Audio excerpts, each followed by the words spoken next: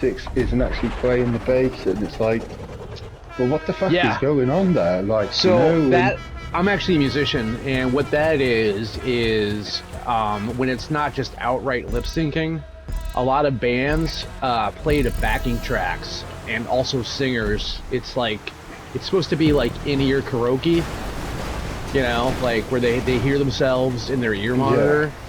But if they're not like a really good singer, they'll put in, especially in like the hard sections where there's like hitting high notes or whatever, they'll mix in the backing track to support the... Oh shit, sorry. Oh boy. Sorry to stop you there, but are you familiar with Motley Crue? Oh yeah. I mean, they're not like, I mean, I don't know all the minutiae about them, but I mean, I've... Do you know Vince Neil, like the singer? Yes, do you see that not personally. Thing? But you know, like that thing with like basically how he got fat.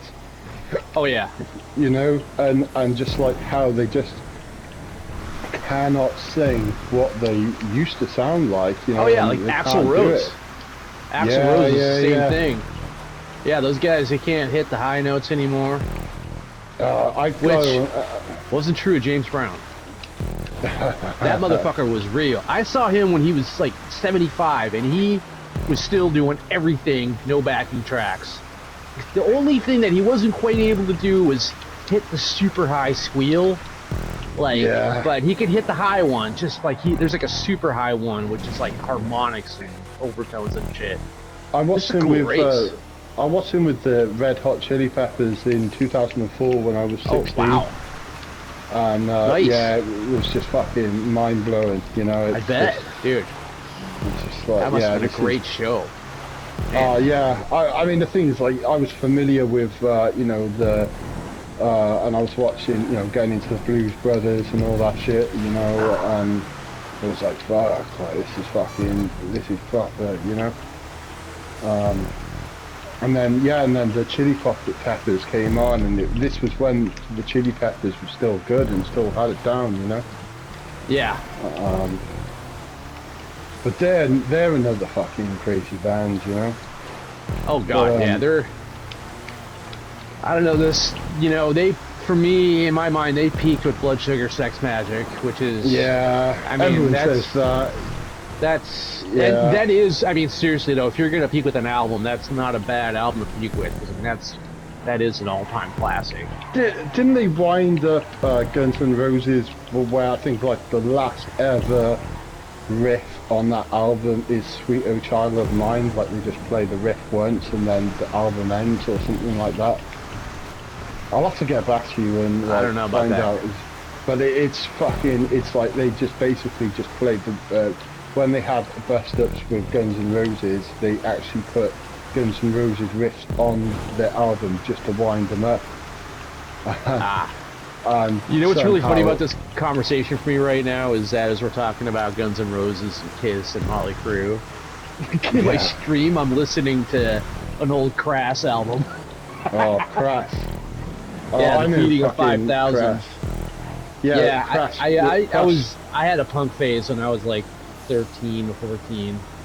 Are you into like Discharge and all that as well? I only got it. I heard Crass, and there's only really like one album that I kind of usually ever listen to by them.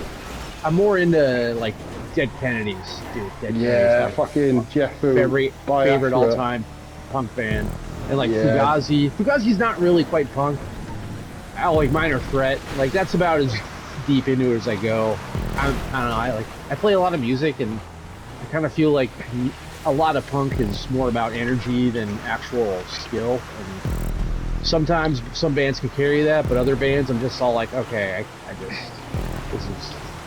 Do you know, like guys. a lot of those bands, like, so like extreme metal, like, so the extreme metal band, Venom. Like Venom sounds so fucking similar to like crust punk, like the early fucking crust punk. Like, and I think it's just like the idea of a band having a political manifesto. I was just like, that's just I don't know, man. There's something about that, like, you know. But yeah, Discharge were around the time of like the Sex Pistols, and like whenever you talk to, and so if you go to Camden in London in the UK, which is like, you know, one of the most famous punk places ever, go and talk to those motherfucking punks, you know, who have the silly mohawks and the silly clothes and all that. Ask them who fucking Discharge is and all that, and they don't have a fucking clue, you know. And like I always thought, like with punks, the most punk people that I know are like people who don't fucking look punk at all, you know. Oh yeah, because I mean, really, it's like, I'd almost might even go as far to say now that it's like, if you have to look like a punk right now, that maybe means that you're you know, you're like Avril Lavigne, right? Like, it's just skin deep, you know? Yeah. I still like, I mean, don't get me wrong, like, you know, I still like the Offspring, like the early Offspring albums and all that. But as far as popular music, I mean, and like NOFX and all that, I mean, like Fat Mike does my fucking head in and all that, you know. And I like Bad Religion and, oh fuck, what they call, oh fuck, Have you heard Fugazi? Sorry, say that again. Have you ever listened to Fugazi? Fugazi. All right, you know Minor Threat? Yes. Okay, Minor Threat. That's the guy that was doing a lot of singing. That was Ian MacKaye. He played guitar. So after Minor Threat, he went on and started